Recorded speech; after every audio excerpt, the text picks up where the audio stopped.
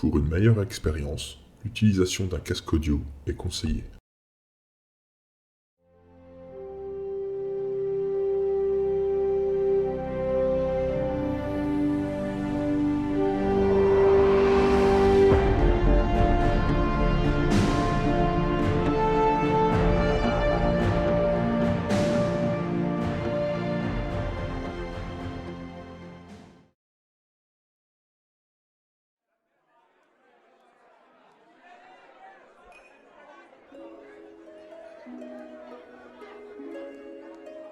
Dans une taverne, un nain trapu et fort charpenté, à la barbe rousse, prend place sur la table centrale, sa chope de bière à la main. Dégustant le breuvage alcoolisé, il surprend alors une conversation sur la nuit des étoiles, où bon nombre d'inepties étaient racontées à ce sujet. La nuit des étoiles? Ah, en voilà une belle histoire. Approchez, je vais vous la conter et rétablir la vérité, car pour sûr, vous n'êtes pas bien renseigné. Les clients, interloqués et curieux, approchèrent de la table. Je t'en prie, l'ami. Partage-nous ton savoir. Le barbu avala une gorgée de bière avant de prendre la parole. L'histoire commença quand une cohorte de démons attaqua un village du nord du pays, bordé d'une forêt de sapins. Aucun des résidents ne se doutait de ce qui allait se passer durant cette nuit d'hiver.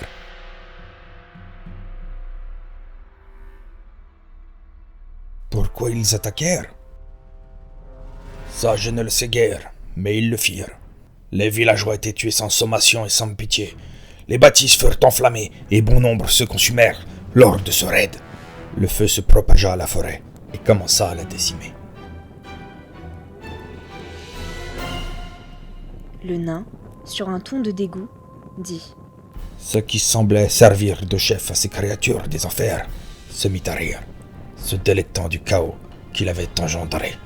Pouah.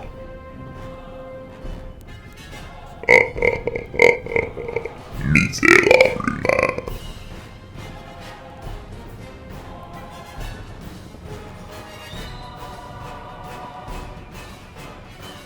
L'homme trapu marqua une pause, puis reprit. Tout semblait perdu. C'est alors que les étoiles du ciel se sont mises à se mouvoir et se rapprocher de la monstrueuse scène. Elles prirent forme dans une lumière si forte qu'on se serait cru en plein jour. 3 anges étaient maintenant face aux hideuses bêtes. La créature ailée, à la chevelure blonde, leva son épée et d'un seul geste... « Hé, tavernier! Apporte-moi donc une autre chope de cette bière. C'est que je commence à avoir le gosier sec, moi. » Le nain s'arrête brusquement, levant une main en l'air. Une fois servi, le nain prit une lampée de bière, puis reprit. Ah, bon, j'en étais où? Ah oui. L'ange leva son épée et d'un geste balaya les flammes qui avaient presque consumé le village et la forêt environnante. Il est clair que cela ne plut pas au démon qui ordonna à ses troupes de s'attaquer aux êtres divins. Tuez-moi ces célestes. Hurla le chef démon. La femme ailée pointa les démons de son arme. Répondez sans pitié à l'agression de ces ignominies. C'est maintenant que ce massacre s'arrête. Cria l'ange. Alors que les acolytes de la femme s'occupaient du menu fretin, la belle Céleste fondit sur le chef des monstres et le trancha en 2.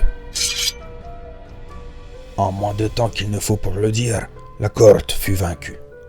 Les 3 anges, leur besogne terminée, s'élevèrent dans les airs, illuminant le sapin ayant été épargné avant de reprendre place parmi les étoiles.